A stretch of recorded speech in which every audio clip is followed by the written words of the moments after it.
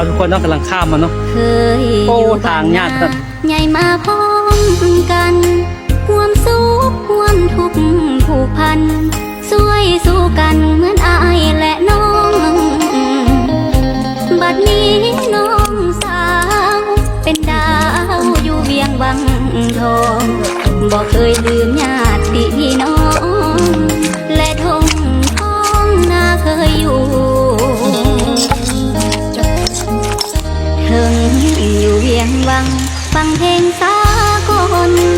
บ่ลืมความยากเอาทุกคนเนาะพามาชมการข้ามครัวของสาวลาวเนาะก็เจ้าเก่งนะไปเฮ็ดให้มาเป็นสวนเป็นลูกมันอยู่บ้านไหนอ๋อวันหลัก15เอาทุกคนเนาะน้องกาสิไปสวนมือเอิญมาเจอสาวลาวเพิ่นสิเป็นลูกมันเนาะสาวลาวใต้ทั้งสวยทั้งเก่ง FC ของน้องอยู่เมืองไทยอยู่เมืองลาวเนาะสนใจสาวลาวก็คอมเมนต์มาได้นะทุกคนวิถีชีวิตแบบเรียบง่ายแบบบ้านๆเนาะทุกคนเนาะโตที่น้องถ่ายคลิปเนาะ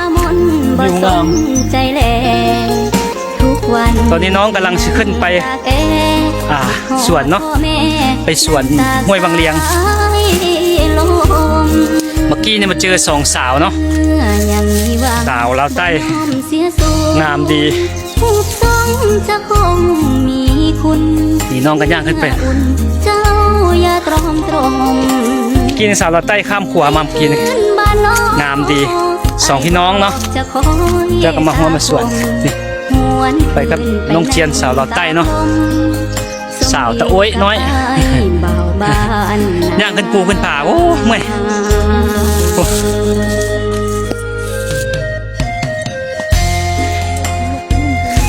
ตัวนี้ก็เจ้ากำลังลกมันเนาะส่วนคนนั้นก็จะมาลกมันนี่หว่างามเนาะทุกคนเนาะวิวงามสวยดีอากาศดีเนาะทุกคนวันนี้ท้องฟ้าแจ่มใสดีโอ้เมื่อยโอ้ใจสวนมันหลายเนาะคนตาน้องเป็นดอกฟ้าลาตรีโอ้แต่ฮักมาน้อยจังเนาะบ่มีดอกสายแห้งใจสวนมันกับเจ้างามอย่าได้กังวลหน้ามนบ่สนใจแลทุกวันที่นั่งตากแอคิดฮอดพ่อแม่นั่งตากสายลมเสียงไห้แล้วเมื่อกี้นะอยู่กลางม่วงหิมพานต์นั่นจะสวนม่วงหิมพานต์เนาะลังสิตำหมักแตงกินข้าวสวย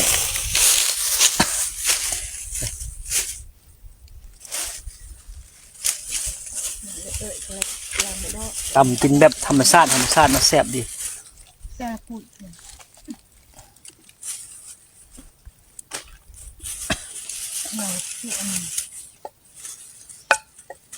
นางปรุงเครื่องเลยเนาะกำลังตำนะทุกคนเนาะตำหมักแตง ใส่ข้าวปุ้นใส่ขนมจีนกินข้าวสวยมาสวยเนาะหลังจากที่เฮาเสียหญ้าส่วนแล้วก็ตอนสวยมากินข้าวอยู่พี่เนาะตอนแรงเขาสิได้ออกเมื่อเนาะตอนสวย12 โมงกินข้าวสวยตอนแรงก็ประมาณ4 โมงก็ออกเมื่อมาซิมกันเนาะ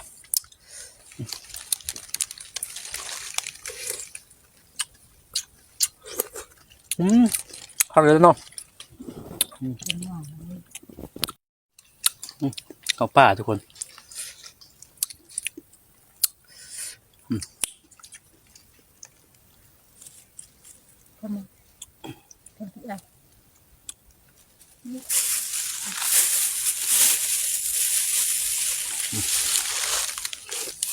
เนี่ยนะ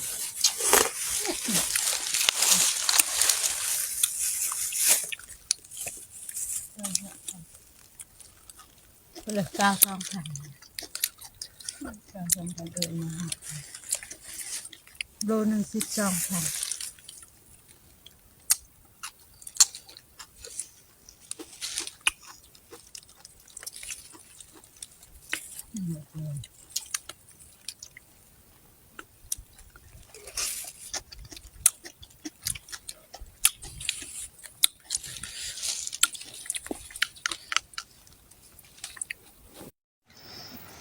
เอาทุกคนเนาะตอนนี้ฝนตกเซาแล้วเนาะเพราะว่าเรากำลังสิออกเมื่อบ้านเนาะตอนนี้กำลังย่างใต้ขวาอยู่ทุกคนเนาะว่าตอนนี้เฝ้าเมื่อเพราะว่าฝนตกแห้งได้นี่อยู่ห้วยบางเลียงเนาะอยู่ขวาเลยนี่เมื่อเช้าผู้น้อยนะครับไปนำเพิ่นต้องได้เจียตั้งแต่ออกเนาะ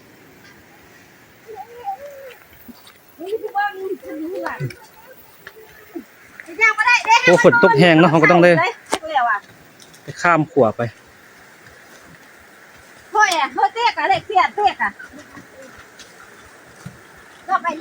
ตอนนี้เขากำลังข้ามขวาเนาะทุกคนเนาะ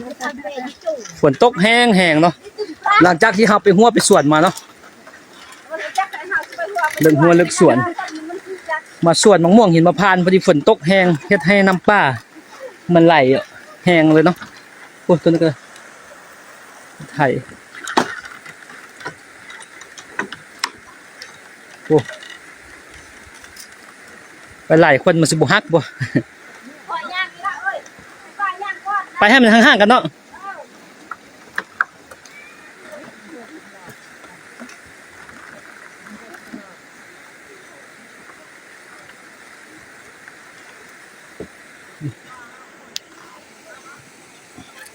พอมาไปพร้อมกันมันสินักเนาะจังหัวฮัก